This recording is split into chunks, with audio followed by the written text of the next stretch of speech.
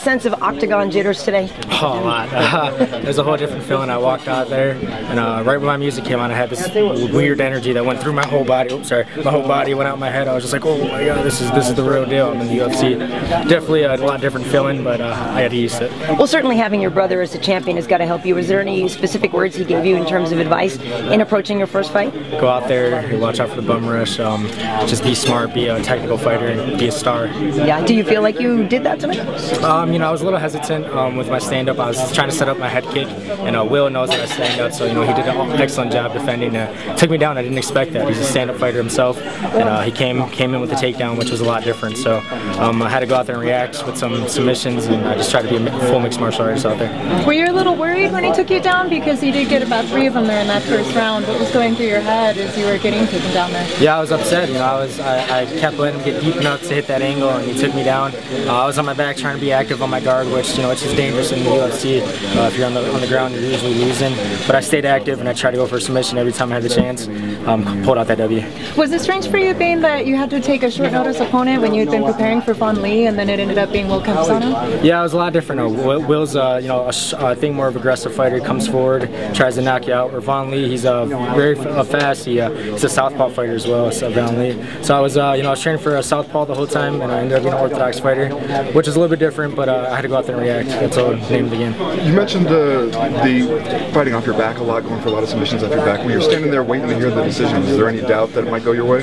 Yeah, I mean, I was a little doubtful. He took me down a lot, but I went out there and I feel like I was more active than the guy. He held me down and didn't do much from on top. A little bit of ground and pound here and there, but I was always on my back trying to go for a submission or trying to stand up, and I felt like I did what it took to pull off the W. Well, we saw at some points in the fight, like after the second round, he kind of just walked over and sat down at one point against the cage, not really in his corner. It seemed like he was kind of fading a little bit. Did you notice that? Were you thinking about how to capitalize on that? Because it seemed like you were losing a little bit of steam there late too.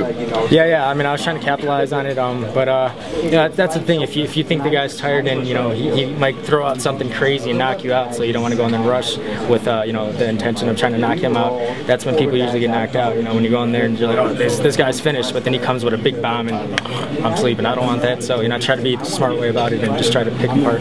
You mentioned the kind of adrenaline rush of the first UFC fight. What's it like now that it's over and it's done and you got the win? I'm gonna have this rush with me for probably 24 hours. I'm gonna stay up this whole night. By the time I get in the plane tomorrow, I'm gonna be knocked out for like a day and a half. So. You fought most of your career here flyweight, and now you're bantam. Your plan is to stay at bantamweight with the UFC? Yeah, I mean, I want to stay bantamweight. Flyweight's a hard weight cut for me. I feel like I drain myself too much, and I'm only 20 years old. I'm growing, and I'm not growing this way, unfortunately. I'm growing this way, so which it sucks. But I feel like I'm gonna grow into the 135 division. I heard you had a thing for Oreos. Are you planning to lay off those now? No, I mean, I had a thing for them. I had a huge thing for them, and I had to let them go. Me and them don't have a relationship anymore. So after your brother won the title, he went to visit your late father and took him the belt. Tweeted this great picture of that. I know that's an emotional subject, but I'm just curious about your relationship with your dad. And still now, do you go visit him? Do you go ask him for some guidance before a fight? Will you go visit him?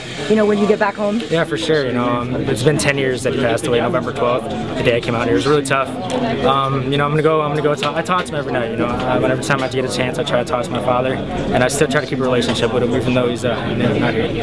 Absolutely, I can understand that. Now it seems like you got quite a crew following you around. How has this been? Obviously, it's your first fight in the UFC, but with your brother being the champion, there's a lot of buzz around you and expectation. So how has this been this week for you, dealing with all this extra stuff? It's a lot different. I'm not used to having cameras everywhere. I mean, I'm not even used to this. I'm trying to keep it cool, but it was a lot different.